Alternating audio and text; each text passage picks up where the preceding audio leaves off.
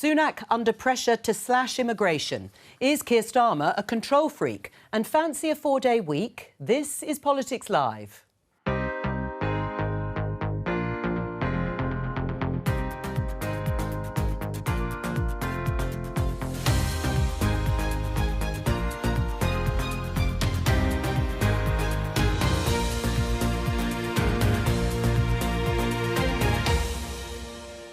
Joining me today, Conservative MP Bim Afalami, Labour peer and former TUC boss Francis O'Grady, Reform UK's Alex Phillips and The Observer's Sonia Soda. Happy 75th birthday to the NHS, but not everyone has cause to celebrate.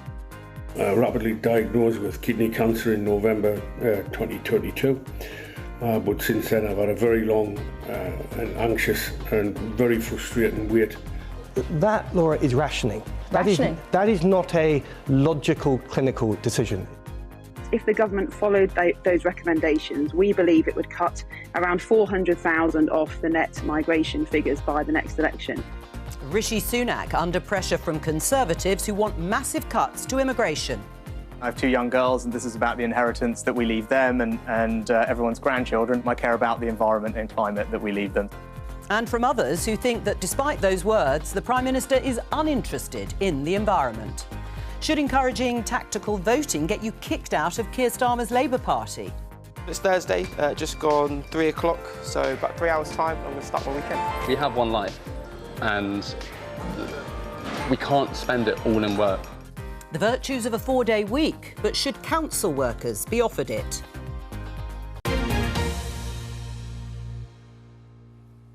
Let's start with the health story you heard in the headlines and look at a longer version of what you heard there on the Laura Kunsberg Show. Rapidly diagnosed with kidney cancer in November 2022. But since then I've had a very long and anxious and very frustrating wait with delays for surgery, which is not scheduled until later this month. Not good enough, like. You had that clip from Kevin, who was waiting for kidney treatment for 8, 9, 10 months. That, Laura, is rationing. That is not a logical clinical decision. If someone has a need for an operation and you simply don't have the resources to give them what they need, then you're going beyond the important protocols of allocating scarce resources in the best way possible, and you're being defined by the amount of resources you have available. Is Lord Bethell right, former Health Minister, that the NHS is rationing services? Well, what he's right about is that the NHS is having to deal with a lot of pressures. It is in a less good position than it was before the pandemic because of the huge build-ups and backlogs that are there. And obviously, and you'd expect me to say this, there's a lot of effort going in to reducing those pressures. Is it rationing, though, Bim? That is slightly different. I mean, it's not a word that we hear very often. No, but is it the same, effectively, as rationing if you're using waiting times, clinical criteria, administrative hurdles, waiting lists? Is it rationing? Well, I don't really think that James Bethell was fully understood that every single time, whether you're in the private or public sector, where you have a fixed amount of resource and you have a demand that grows, because almost all demand in everything grows over time, you are obviously going to have to allocate resources according to what you have. That is just what every single family, every single government, every single service, every single organisation does. The word rationing is one that's actually bizarrely used often in the United States when they say, oh, publicly funded health systems are bad because they inevitably end up in rationing. Because in the US system, they say, well, what you just need to do is just keep on expanding the amount of private healthcare. I don't think that we're in the same system. I mean, he was quite clear, I don't want to labour the point, but he was quite clear that this was a specific scenario. Listening to Kevin talking about the fact that he hasn't had an appointment because of long waiting lists, are they a form of rationing? Long waiting lists are the result of not having enough resources to deal with the hugely increased demand that we've got. That's why we're increasing the amount of resources that we have, whether it be in terms of staff or the money or the capital spending. Is clinical Are clinical decisions here still actually being used, or are long waiting lists a form of rationing? There's no doubt about it. The NHS is on its knees. We had George Osborne going in front of the Public Inquiry Committee claiming that austerity hadn't prevented the NHS for preparing for the pandemic. Well, he said the economy was better prepared as a result. Well, it's a joke, frankly. We've had cuts and cuts and cuts. We've now got record waiting lists. We've got people like Kevin and millions of others who can't, many people can't even get an appointment at the GP, so they're, going to A&E because they have no choice. I mean, it is a disaster. So you would say it is rationing? Well, and I think if you don't pay your staff properly and you end up with massive shortages as a result, then, well over 100,000 shortages still, vacancies in the NHS. Well, we're going real problems. What do you think? Is it rationing? Is James Bethell right? The term they would use is triaging, isn't it? Which is prioritising based upon medical need. And if you're not going to imminently die from something, then you're going to have to wait. But this is not the sort of health service we should have in a G7 economy. It is utterly ridiculous, and especially when you look at the amount of money we pump into the NHS, that we have waiting lists like we do, that we have such a poor standard of care. And as somebody who spent a lot of her life living abroad and spent 3 years living in Belgium, where they have a European model healthcare system, because you pay into a social insurance. Yeah, you have a social insurance, exactly. Brussels is a very high density city with a huge immigrant population, and yet you can get a GP appointment the same day. And yet when you go to private hospitals, as most of them are, but they're also state hospitals, you get immediate care whether you're on welfare and going to a state hospital or going to a private hospital. I think we need to look at the model of the NHS. All right, and that means paying into some sort of social insurance system. It's just not true to say that we're pumping money into the NHS. When you look at the history of NHS funding, the NHS, since its inception, has received on average, a 4.4% real terms spending increase every year. That stopped in 2010. There was a real terms increase, but obviously it was a far lower rate. It was far lower. When in countries that are rich and ageing, you have to spend more on your healthcare every year in order to maintain the same levels of healthcare. We haven't been doing this in this country. If you look at international comparisons, we spend far less per person than countries such as Germany, France, Austria, Switzerland, for example. We've got fewer doctors and nurses per head of population than the OECD average, So we have been starving the NHS of resources. There's a staffing crisis, as Francis has been saying, and that is absolutely partly linked to pay. We get the health service that we pay for, and we are not investing enough money in healthcare in this country. We're spending less than other comparable countries. So should there be higher taxes to pay for increased investment in the NHS? Absolutely. We should be spending more on the NHS. Do you agree that even before the pandemic, the NHS, they used the expression, was running hot? It was really at very, very high capacity, probably mid-90 to coming close to 100%. Oh, I think that we definitely needed more capacity. And that's because there wasn't enough investment. We definitely needed more capacity in the NHS. And I've long said that in public and in private, both in terms of workforce and in terms of the capital spend, particularly in terms of hospitals. So that was a failure of Conservative governments then? No. What I'm saying is we should have built up more capacity. But the reason why we're facing the particular problems we have now is largely down to a pandemic backlogs that have built up hugely in that period of time. I just don't think... I think obviously the pandemic has had an impact, but I don't think it's true to say it's largely because of that, because before the pandemic, we were having winter flu crises, for example, that we're seeing at certain points of the year, all non-urgent operations being cancelled in some hospital trusts. So obviously the pandemic has had an impact, but the NHS was in dire straits as a result of a decade of underfunding by Conservative governments, even going into the pandemic. Well, let's look at some of the other pressures that are on the Prime Minister. Look at this headline in the Telegraph. Cut net migration by 2/3 or lose voters' trust, Sunak warned. Tory backbenchers urge Prime Minister to honour manifesto pledge of the party is to save face at the next general election. So this is a group of Conservative MPs calling themselves New Conservatives. There are quite a few groups, but this is New Conservatives. They've got a report out today saying that net migration should be cut. They have a specific number,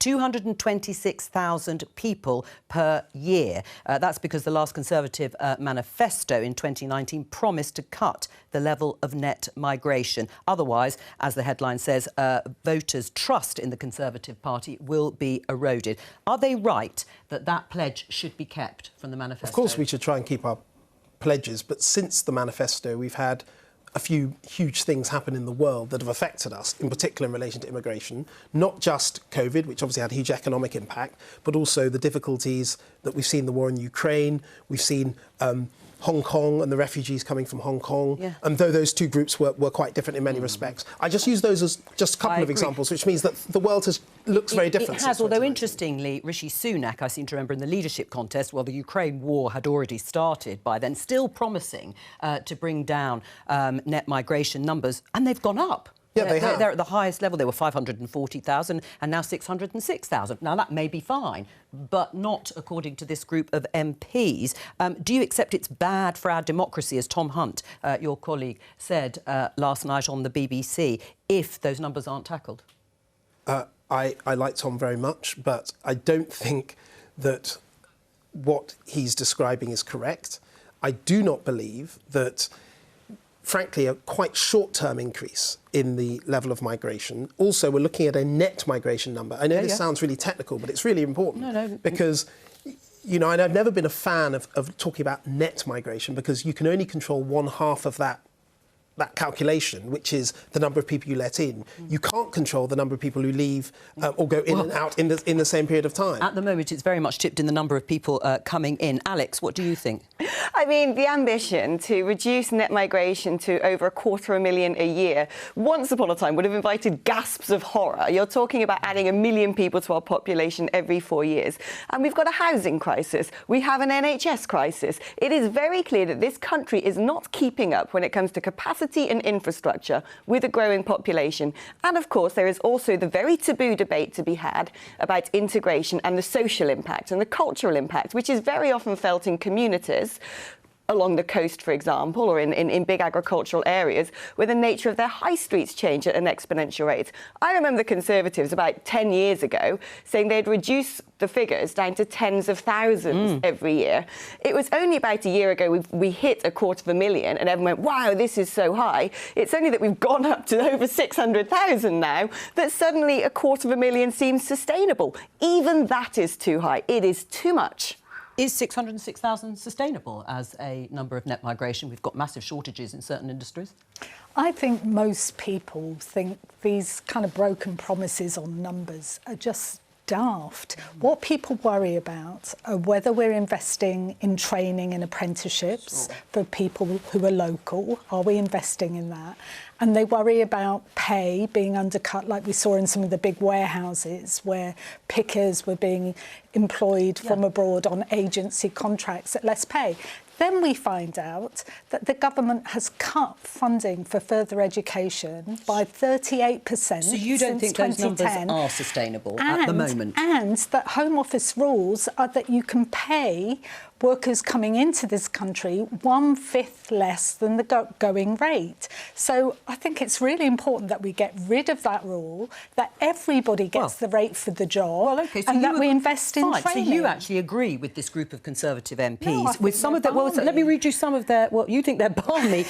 Well, they're not here to respond, but you think they're balmy. You might not think some of their recommendations are, because it says things like significantly increasing the salary threshold for skilled workers, closing a scheme that gave eligibility to care workers, and also cutting back on students and their dependents. Are they good ideas? Any worker doing the same job should get the rate for the job and have the right to join a trade union to represent them.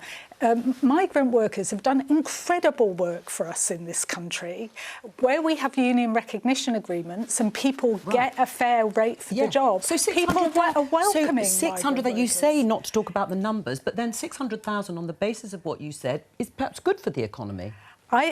If people are getting paid decently and we're investing in apprenticeships, of course. We want to grow this economy, don't we? Just briefly, Francis says they're balmy, this group of MPs, putting forward these recommendations. Do you agree?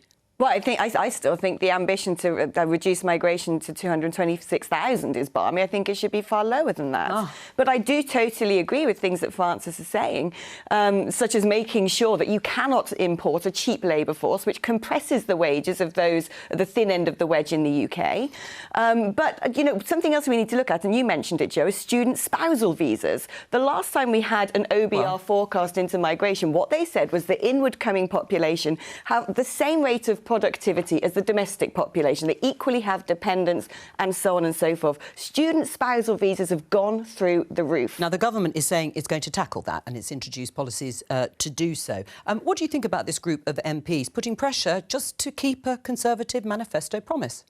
Well, I think it's extremely ill-judged as a set of recommendations, and the reason for that is there's two things to say. First of all, public concern about immigration has dropped dramatically since Brexit. So in 2016, over half of the public said that immigration was one of their top issues. Now it's down to 11% in late 2022. They are not with people like Alex. People are incredibly pragmatic about immigration. Concerns don't generally come from issues around either racism or cultural concerns. They are about the economics, and people feel that if it's beneficial for the economy and we've got control over it, they're happy for immigration to happen. I mean, just to put in this poll by YouGov last week saying that 61% of the population think immigration has been too high over the last 10 years. How does that square? I mean, it may be lower than it was, but it's still high. I think it's a lot to do with how you pose the question. So that's a question about the last decade, and I think people will be thinking about free movement when we were part of the European Union as part of that. If you look at what people say about immigration levels now, people don't think it's too high, and in fact 70% of the public say they're happy for people to come here as long as there are jobs. Now, when it comes to the NHS and social care, I mean, literally, the NHS would have fallen down even more without immigrant workers. The care system, that is even more true. When they say they want care workers to be paid more, government is one of the biggest employers of care workers. The reason why care workers are paid a pittance is because of government policy. It's not because of levels of immigration. So, I mean, I think we've got a real issue here where they are identifying the wrong solutions to long-standing issues in our economy around pay, around housing. It's not immigration that means we've got a housing crisis. It's the fact that we haven't been building enough houses and have got some of the highest rents in Europe. Well, I'll come back to the issue of care workers because that's specifically mentioned by the group. But actually, on the other side of the Conservative Party, you've got a former minister, George Eustace, who's a Brexiteer as well, who is actually saying, no, we need more low-skilled immigration, probably for seasonal fruit picking, etc. He's coming at it from the other angle. How does Rishi Sunak square this? I think he's got to focus on the economy, and I think he's got to focus on what people actually end up wanting rather than what sometimes certain people say that the public wants. And I think George Eustace, he knows rural affairs incredibly well. He himself was a farmer. He was in that department for 8-9 years. And is he right? He is right that in many areas that affect the rural economy, there is a lack of skills. We've talked about care workers earlier. There is a lack of skilled people. Where I think these set of recommendations, where I agree with an aspect of them, is that I think that some of the graduate level visas that we've given out in terms of people's ability to stay for a very long time without having a job, I think that they're the sorts of things that we can clamp down on because I don't think they're helping our skills shortages. But if we laser focus on, and this not just in terms of immigration, but in terms of people in our own country, let's focus on what are the skills this economy needs and make sure we have. Does that mean the numbers will stay broadly between 550 and 600,000 a year in net migration terms? I don't know, because again, I make the point that the level of net migration is largely dependent on how many. It would help if we had an industrial strategy, though, Bim, to be able to project what needs we have. You know, I mean, the industrial strategy was torn up when Greg Clark left. And we've never had one since. So we're not even planning what I think we need a really important long-term point as well, which doesn't get discussed much, is we're an ageing society. So, I mean, this idea that we don't have room for people in our country is completely nuts. Actually, we have a choice. We have a choice between higher levels of immigration to make up for the fact that we've got an ageing society and falling birth rates, or we make younger people pay higher taxes to support the same level of health and care for an ageing population. That's a choice, and there are very few people who are anti-immigration who are willing to be upfront about that. It will be more expensive, higher taxes on the younger generation if you choose to clamp down on immigration. Alex? Well, there's a huge nuance to this, isn't there? I mean, you're right in many respects. We haven't been building enough houses. I don't understand the argument about importing skilled workers, because most of the sectors where the migrant workers are coming are the unskilled sectors. And this has a direct impact, as I said earlier, on those on the lowest pay. I mean, my father was a lorry driver all his life. He saw his salary go down year after year after year after year. And if he was still a lorry driver today, actually, he'd be starting to see an uptick because a lot of HGV drivers left after the pandemic. But when we look at things like falling birth rates as well, there are so many complex pressures the governments aren't dealing with, and they constantly reach to the solution of, well, do you know what, let's just bring in cheap workforce because this adds to GDP. This helps the profits of the big businesses continue to go up, and that is what the economy needs. But they're not looking at GDP per capita. They're not looking at wage compression. They're not looking at societal impacts. And these are very complex arguments. And the problem we've had actually for decades now is using inward migration as a sticking plaster to try and tape over big economic issues created by poor government policy, and at the same time shutting down a proper debate on migration by crying the word racist all the time. I don't think I've cried the word racist. No, I'm not saying you have governments used immigration as a sticking plaster. It was Boris Johnson who said don't reach for the lever of cheap immigration. I think there is a lot in that, and that is one of the reasons why I was quite, in my last remarks, I said dealing with the people in our own country as well. When we're talking about skills, we have, for generations, probably over a century, not invested enough in skills in our country. But if you agree on focusing on the economy, that does imply a continued level of relatively high immigration. Well, it depends whether you're thinking short-term or long-term. And the answer is in politics, you need to think both. And in the very short term, let's take care workers, which, by the way, is not just, obviously, employed by the NHS, but they're a critical part of the economy. Yes. In the very short term, we need to make sure we have enough people to do that job. Over the longer period of time, of course, what do we need to do is not only need more British people, we need to raise the wages in that job, we need to raise the conditions in that job. But you've got to think of both in politics, and it's no use people saying, well, you know, we keep reaching for the sticking plaster.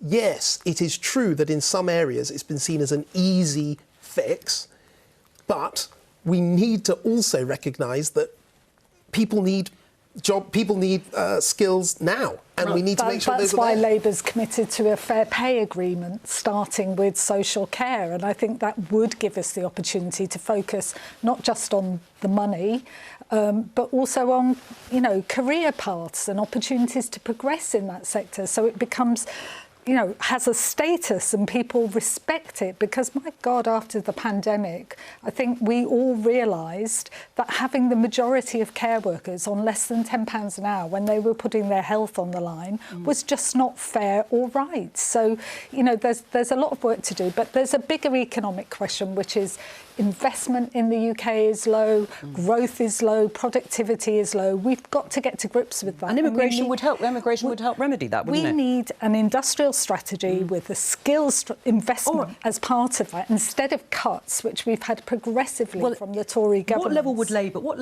would Labour like to see net migration at? Just broadly, not a specific number, but broadly. I genuinely don't think it's about numbers. Well, I think it's about the needs of the 61% of the population believe it's been too high overall. So that people would want to hear. Numbers, how do you plan? This is the thing, it's not about numbers. How do you plan how many new hospitals you need, how many new houses you need? Of course it's about numbers. That's what's called an industrial strategy. And at the moment, we haven't had one for years in this country. And it's completely daft. So you do agree you would need a number? You know, once you've done your industrial strategy, you would need a number to go to the electorate and say, this is what we're planning for. I think you'd be able to plan more clearly where the shortages are, where you genuinely need labour, and where you need to invest in skills and apprenticeships here too. Right. I mean, do you see the proposal, the recommendation to actually cut the care workers off the occupation shortage list, that would be self-defeating at the moment when we have so many vacancies? I think that would be absolutely self-defeating. Of course, we have a huge dearth of labour supply in the care sector, largely because the wages are abysmal, so most people wouldn't choose to go into it. Whereas from someone coming from another country, the comparative salary might be something they can come for a few years, do that job, go back and find they've got a degree of wealth. So who would you cut off that list? Who would you cut off that list? Because, you know, if it's students and their spouses, that's restricted. Care workers you don't agree with. So where would you cut? I also, when it comes to things like seasonal workers, I wonder why we can't be more imaginative imaginative and creative when we look at the huge influx of migrants coming in at the moment illegally or, you know, undocumented, when we look at people who are transitioning from prison life back into society, we should be able to be, when we look at students as well, I mean, we should be able to be more creative. Those jobs were traditionally filled by those people in this country. But when it comes to the NHS, and I totally agree with Sonia saying it would be on its knees if it wasn't for a migrant So where workforce. would you cut then? That. Why are we capping medical students in this country? That to me is insane. But if you want to reduce immigration, which one of those groups of people that we're employing to come to this country for now, which one would you cut? Like I said, seasonal workers, I think it's up to the farmers to actually be more creative about what they do and lobby hard to the government about how we fill those gaps in the market. I think where you've got any sort of oversubscription in the labour market, in any particular sector, and I'm not sitting there in the Treasury and knowing, you know, where the gaps in the labour market are. I'm not in Whitehall. But it seems to me quite obvious that we need to have a look at the system as a whole and look at the barriers for entry and say that, frankly, what is going on now, and especially as the OBR said, the inward migration flows are not any more productive than the domestic population. That is not filling gaps, just on that point, and I've looked into this, part of the reason why our immigration numbers are high is that we've got a thriving higher education sector. And the number of international students which are included in the immigration numbers, and there was a big debate many years ago, which, Jo, I'm sure you remember, about whether they should be included or not, but they are included at the moment. That really skews the numbers, particularly around the things we've talked about around, you know, spousal visas for students. We're one of the only countries in the world you don't have to pass an English language proficiency test to come to university here. I mean, there are other ways of... But what I think is key is that when people do analysis and say, well, per head, you know, immigrants are no more productive or no more skilled than the native population, that is particularly true because you're including a huge number of students and seasonal workers in that. The point of our immigration policy, how we've tried to change it since Brexit, I'm not saying we've got it right completely, is to identify the skills we need, focus on bringing in people to do those skills, whilst at the same time, over the long term, building up the right strategy. Why isn't Rishi Sunak able to persuade his own ranks? I mean, apart from the economic issues, there seems to be a real political issue here, that Rishi Sunak can't get a grip on his own people to rally behind one particular policy. Why is that? I think that what happens to parties sometimes is that when, particularly after all the political chaos of 2022, when some groups start to behave in a certain way, you get this sort of copycat behaviour. And so it becomes very, very difficult when everybody who gets a small group together now feels emboldened to go out and argue for things. Now, in some ways, that's good because, you know, we don't want a return to the sort of Blair Brown years where no dissent was allowed, nobody was allowed to say anything that wasn't on the pager. So you're welcoming dissent? By Alistair Campbell. No, I'm saying in some ways it's good to have open debate in the party, that people feel honest enough to say, look, this is what I want to do. As we come to the next manifesto, these are the ideas we want to put forward. I think that's good. We don't want a political system where nobody's allowed to say anything. But at the same time, of course you're right, what we've got to do as a party is, yes, have this discussion, but get in the same boat and row in the same direction. Well, let's hear a little bit more of the dissent that's so healthy, it seems, for politics, or certainly for Rishi Sunak, because another challenge is on climate change and net zero. On Friday, you'll remember that Lord Zach Goldsmith, he resigned as a minister, heavily criticising Rishi Sunak's commitment on the environment. He said this in his lengthy resignation letter. The problem is not that the government is hostile to the environment, it's that you, our Prime Minister, are simply uninterested. That signal, lack of it, has trickled down Whitehall and caused a kind of paralysis. But there are also those in the party who think the government is going too fast on net zero. We can show you this in the Mail on the front page, asking for the government to put the brakes on what it calls a damaging 2030 petrol and diesel car ban. Let's start with Zach Goldsmith. Is he right? Rishi Sunak doesn't care about the environment. He's not right, but I say that by also saying that I know Zach well, and he did amazing work for the party and the country on the environment. So why would he that's say not it? A personal thing for me to him. Well, because I think that and it's also worth saying, you know, he's very close to Boris Johnson, the former Prime Minister. I think that what Boris Johnson was very, very good at was performing, and the performative aspect of politics. I think all of us would accept that.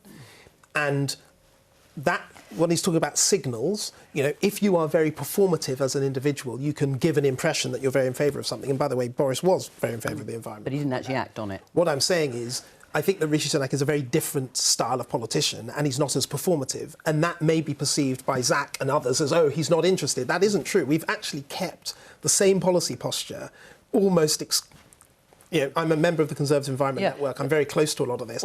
We've maintained the same policies all this period of time. Yes, is Rishi Sunak less demonstrative and performative than Boris Johnson? Yes, I think he is. Is that because he doesn't believe in it in quite the same way? No, because I think that saying I believe something really loudly and strongly doesn't change the actions that someone takes. What I'm saying is we've maintained the same policies that we've had over a long period of time. Or is it, and as Rishi Sunak made clear, it's because of what Lord Zach Goldsmith said about the Privileges Committee, who were looking into Boris Johnson and Partygate, and he undermined that committee and was told off for it and cited and called to apologise. And that's why he resigned. Well, I don't know why he resigned, but as I said, he is very close, to Boris Johnson, so maybe that played a part in it. Is the UK squandering its leadership on climate change?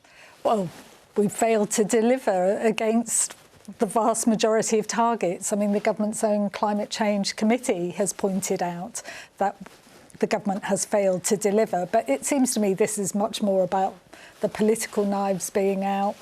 The supporters of Boris Johnson, who certainly was performer is one word for it, but, unhappy about they just can't accept Rishi Sunak as leader, and it feels pretty chaotic. I mean, do you think then that Labour, rolling back on its commitment, particularly on the £28 billion of investment into climate change policies, it's going to do it, but perhaps not from the get-go, and it's promised not to accept or approve future oil and gas licences, but they will allow everything to go through right up until they win the next election, as they hope? I think Labour, and particularly Rachel Reeves, has been very, very clear that this is about ramping up the investment. Any new government coming into power will have to look at the books. But she's delaying it. She's delaying it. Or she's saying she'd like to delay it. Absolutely committed to ramping it up, because it's the centrepiece of what Labour intends to do: a greener economy, a just transition on jobs, and improving our productivity and growth so that we can start repairing our public services. Are Labour really as committed, or are they realising it's perhaps not affordable, as some in both the Labour and Conservative parties believe? Well, I think they're a lot more committed than the Conservative Party, clearly, because I take what Bim said about the policy still being there, but I agree with Francis that you have to measure progress against policies. And, the Independent Committee on Climate Change has said the UK, there's lots of red on that report, because the UK is not making the progress that we need to see against our climate change commitments. I think it's very clear that Labour has made greening the economy, massive investment, a huge part of their agenda. Obviously, the test will be what they do in government, but it's certainly a bigger part of the agenda for that party than it seems to have been for the Conservatives. So, look, I hear that criticism, and I know Lord Deben, John Gummer and the people on that committee have done great work over many years. The thing that has changed, in particular, in the international climate is the war in the Ukraine and the renewed focus, which maybe should have been there before, on energy security. Because the way I see it, energy security is greener and more renewable energy, because it's more wind, it's more solar, it's more nuclear, hydroelectric, all the other things that we can control in our own country. But, and this is the really tough thing, in order to get to that point, in order to transition to that point, in the short term, we are going to need to control more and get more oil and gas in the very short term. Why do we need that? Because we need to, first of all, get the critical minerals out of the ground that are required to make these wind and solar panels. We're going to need to ensure that prices remain low enough for people and businesses to be able to run their businesses. Because I can tell you, the thing that will damage the green movement more than anything else is prices going sky high. So it's a complicated message and people don't like to hear it. But in the short term, in order to make the transition properly, we are going to need more oil and gas that we can control in this country. Well, and Labour seems to have signed up broadly to that until they say they win the next election. But who's right on this? Bim is absolutely right. When you look at historically what we've done to our own fossil fuel extraction is we've cut it in the last decade by around 30%. Meanwhile, we've been importing fossil fuels at an increase of 30%.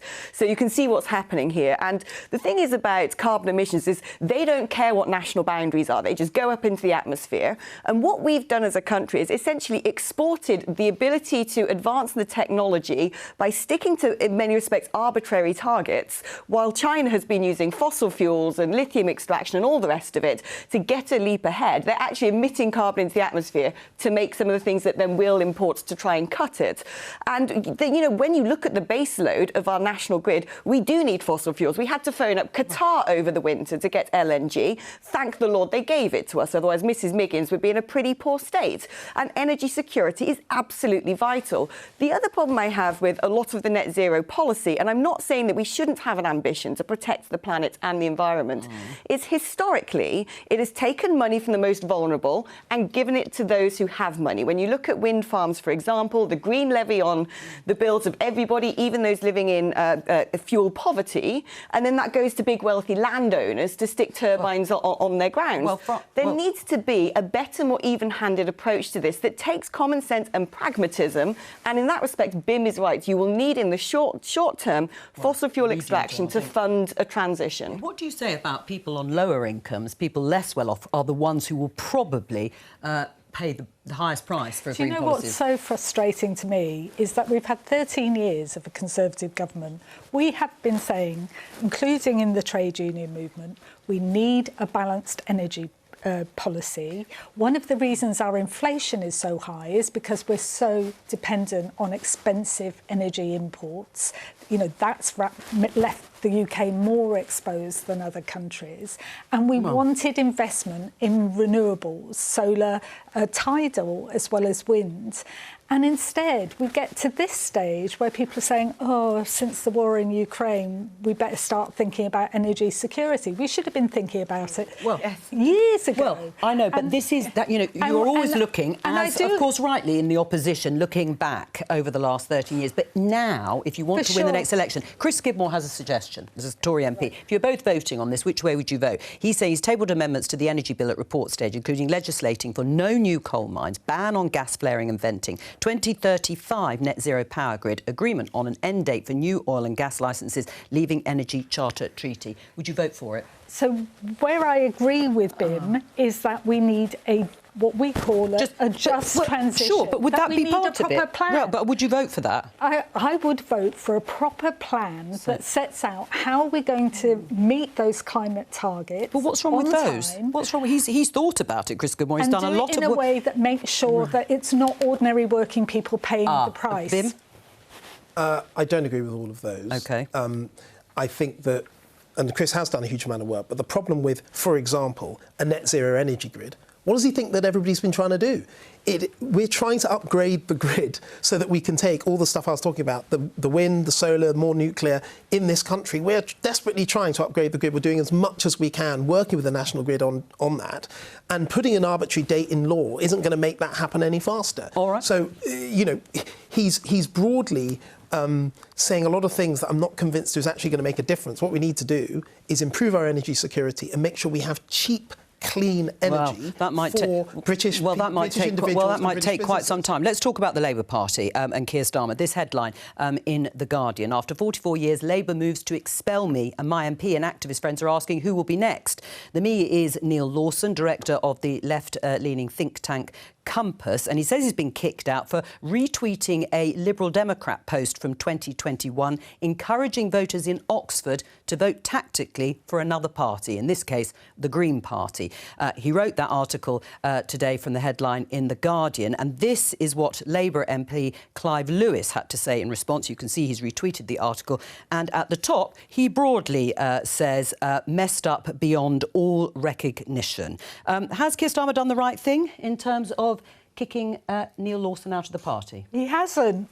Neil hasn't. He's got a warning that it's going to happen. Come on, let's not mess around with semantics. He's had a warning saying he's going to be kicked out of the party. Has he done the right thing? He hasn't. He's had a warning that he's being investigated. No, I think the warning is he's going to be kicked out of the party for encouraging people to vote, or Labour voters to vote for a different party.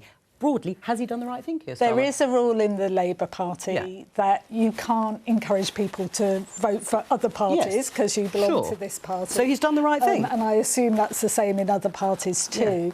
But what I would say, and obviously I can't comment on the internal processes of a particular case. On that principle that you've just said, if you encourage people to vote for a different party, should you be kicked out? What I would say is that there's a difference between dissent and disloyalty, and I think we'll end up discovering this as a bit of a storm in a teacup. I very much hope so. But it's not a storm in a teacup. Is he going to be? Should he be kicked out or shouldn't he?